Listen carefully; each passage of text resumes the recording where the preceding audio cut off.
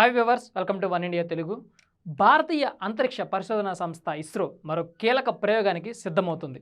వాతావరణ పరిస్థితులతో సంబంధం లేకుండా ఎప్పటికప్పుడు భూమిపై నిఘా పెట్టే సామర్థ్యం కలిగిన అత్యాధునిక భూ పరిశీలన ఉపగ్రహం EOS-9ను ఈ ఆదివారం అంటే మే 18, 2025 నాడు శ్రీహరికోటలోని సతీష్ ధావన్ అంతరిక్ష కేంద్రం నుంచి ప్రయోగించనుంది.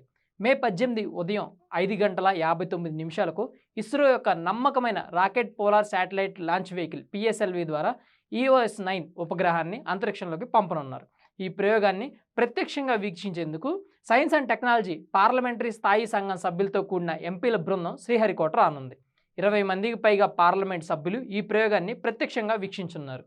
ప్రయోగం అనంతరం వీరు తిరుపతి వెళ్లి అక్కడ ప్రముఖ సైన్స్ అండ్ టెక్నాలజీ సంస్థను సందర్శించనున్నారు. సుమారు 1710 కిలోల బరువు కలిగిన ఈ EOS-9 ఉపగ్రహంలో C-బ్యాండ్ సింథటిక్ అపర్చర్ రాడార్ అమర్చబడి ఉంది. దీని ప్రత్యేకత ఏంటంటే పగలు రాత్రి అని తేడా లేకుండా ఎలాంటి వాతావరణ పరిస్థితుల్లోనైనా భూ ఉపరితలం యొక్క అత్యంత స్పష్టమైన చిత్రాలను తీయగలదు. ఈ ఆల్ వెదర్ ఇమేజింగ్ సామర్థ్యం కలిగిన రంగాలకు చాలా కీలకంగా వ్యవహరించనుంది ఈ ఉపగ్రహం.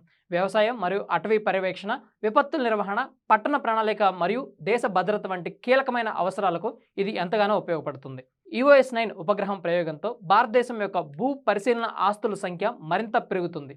దేశవ్యాప్తంగా రియల్ టైం నిఘా వ్యవస్థ, పర్యవేక్షణ సామర్థ్యాలు మెరుగుపడతాయి. ఇది గతంలో ప్రయోగించిన RISAT-1 ఉపగ్రహం యొక్క కొనసాగింపు అని ఇస్రో అధికారులు తెలిపారు. అయితే ఇది ఇప్పటికే ఉన్న రిసోర్స్శాట్, కార్టోశాట్ ఇంకా RISAT-2B సిరీస్ ఉపగ్రహాల నుంచి వచ్చే డేటాను మరింత మెరుగుపరచడమే కాకుండా వాటికి అదనపు సమాచారాన్ని కూడా అందిస్తుంది. ఈ ప్రయోగంతో అంతరిక్ష రంగంలో భారతదేశం స్థాయి మరింత పెరగనుంది. Subscribe to One India and never miss an update.